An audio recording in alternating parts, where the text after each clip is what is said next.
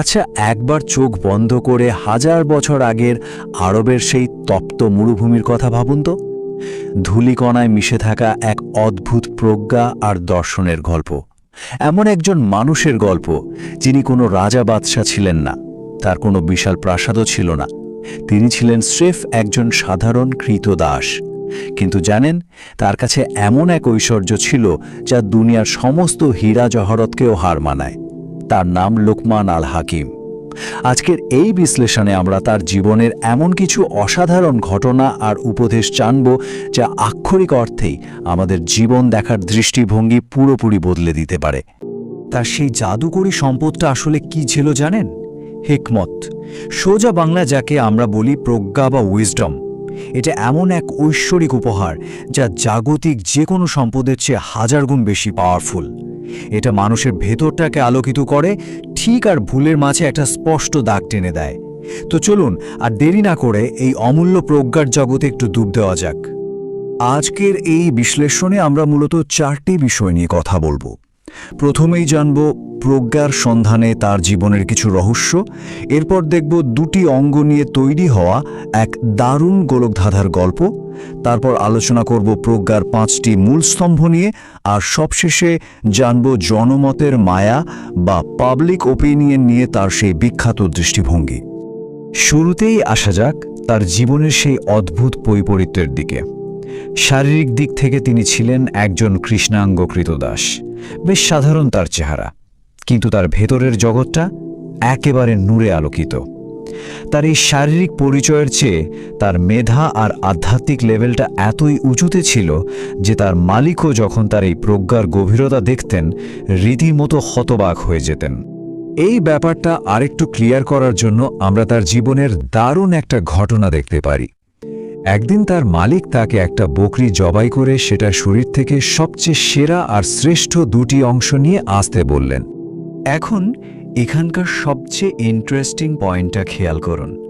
মালিক যখন সবচেয়ে শ্রেষ্ঠ অংশ চাইলেন, লোকমান নিয়ে এলেন বকরির জিহ্বা আর হৃৎপিণ্ড। বেশ ভালো কথা, কিন্তু কিছুদিন পর মালিক যখন আবার বললেন, যাও এবার ওই বকরির সবচেয়ে নিকৃষ্ট বা খারাপ দুটি অংশ নিয়ে এসো, তখন কি হলো জানেন? অবাক করার বিষয় হলো লোকমান এবারও ঠিক সেই জিহ্বা আর হৃৎপিণ্ডটাই নিয়ে হাজির।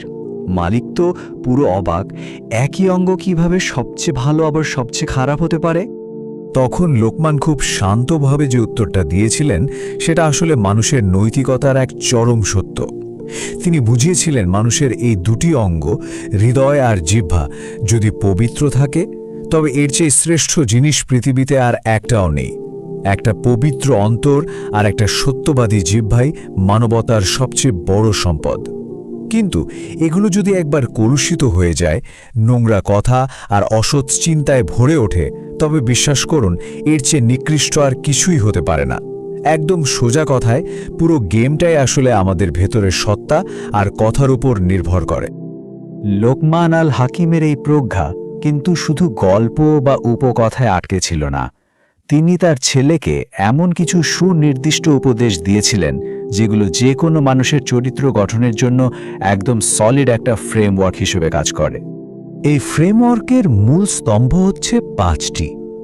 একেশ্বরবাদ বা স্রষ্টার একত্ববাদ, পিতামাতার প্রতি অবিচল দায়িত্ব, কাজের চূড়ান্ত জবাবদিহিতা, ধৈর্য ও নামাজ, আর সবশেষে বিনয় ও শিষ্টাচার।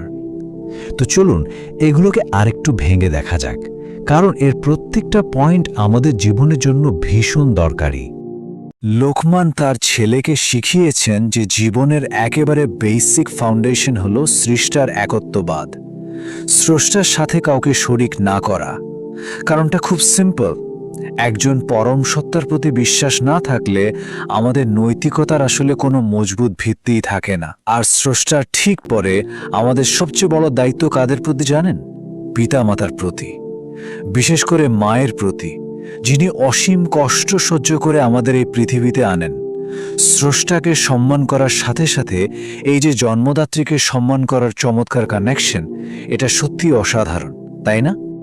এরপরই চলে আসে সেই $1,000,000 প্রশ্ন, আমাদের করা একদম ছোট ছোট কাজগুলো আসলে কোথায় যায়? লোকমান এখানে একটা দারুণ উপমা দিয়েছেন। তিনি বলেছেন, কাজটা যদি একটা ছোট্ট সরিষার দানার সমানও হয়, আর সেটা যদি বিশাল কোনো পাথরের ভেতর বা আকাশ জমিনের যে কোনো গোপন কোণেও লুকিয়ে থাকে, স্রষ্টা ঠিকই সেটা বের করে আনবেন। মানে দাঁড়ালো, আমাদের কোনো কাজ, তা ভালো হোক বা মন্দ, কখনোই হারিয়ে যায় না। একদম নিখুঁত একটা জবাবদিহিতার ব্যাপার এখানে রয়েছে। 4 নম্বর স্তম্ভটি হল আমাদের প্র্যাকটিক্যাল কাজের দিক নির্দেশনা। নামাজ কায়েম করা, মানুষকে ভালো কাজের উপদেশ দেওয়া, মন্দ কাজ থেকে দূরে রাখা, আর বিপদে একদম পাহাড়ের মতো অবিচল ধৈর্য ধারণ করা। এই গুণগুলোকে আপনি একটা স্ট্রং ক্যারেক্টারের মেরুদণ্ড বলতে পারেন। সত্যি বলতে, জীবনে বড় কিছু অর্জন করতে চাইলে বা সমাজে টিকে থাকতে হলে ধৈর্য ছাড়া আসলে কোনো শর্টকাট নেই। আর 5ম স্তম্ভটি হল বিনয় ও শিষ্টাচার।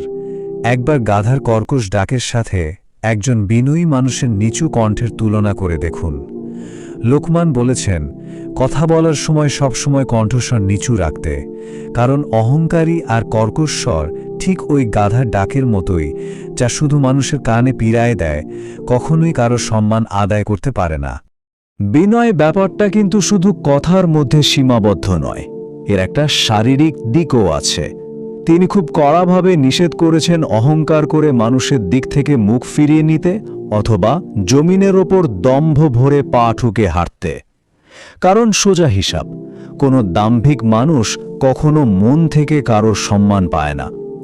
এই বিনয়ের চর্চাই কিন্তু মানুষের সাথে মানুষের সম্পর্কগুলোকে সুন্দর করে তোলে। এতক্ষণ তো আমরা বেশ কিছু তাত্ত্বিক আলোচনা করলাম, কিন্তু বাস্তব জীবনে এই ফিলোসফিগুলো কিভাবে কাজ করে, এই প্রশ্নের উত্তর খুঁজতে আমরা এখন একটা অসাধারণ রিয়েল লাইফ এক্সপিরিয়েন্স দেখব। সমাজের এই যে চারপাশের এত কোলাহল, সারাক্ষণ মানুষের জাজমেন্ট, এগুলোর সাথে কিভাবে ডিল করতে হয় তার একটা মাস্টার ক্লাস বলা যায় এই গল্পটাকে। চলুন দেখি ঘটনাটা আসলে কি ছিল। একবার লোকমান আর তার ছেলে একটা গাধার সাথে নিয়ে কোথাও যাচ্ছিলেন। যখন তারা দুজনেই গাধার পিঠে উঠলেন, তখন আশেপাশের মানুষজন বলা শুরু করল, ইস, নিরীহ পশুটার ওপর কি নির্মম অত্যাচার। আচ্ছা, এই কথা শুনে তারা দুজনেই গাধার পিঠ থেকে নেমে হাঁটতে শুরু করলেন। তখন জানেন মানুষ কি বলল? তারা বলা শুরু করল, আরে কত বড় বোকা এরা, সাথে গাধা থাকতেও নিজেরা কষ্ট করে হেঁটে যাচ্ছে।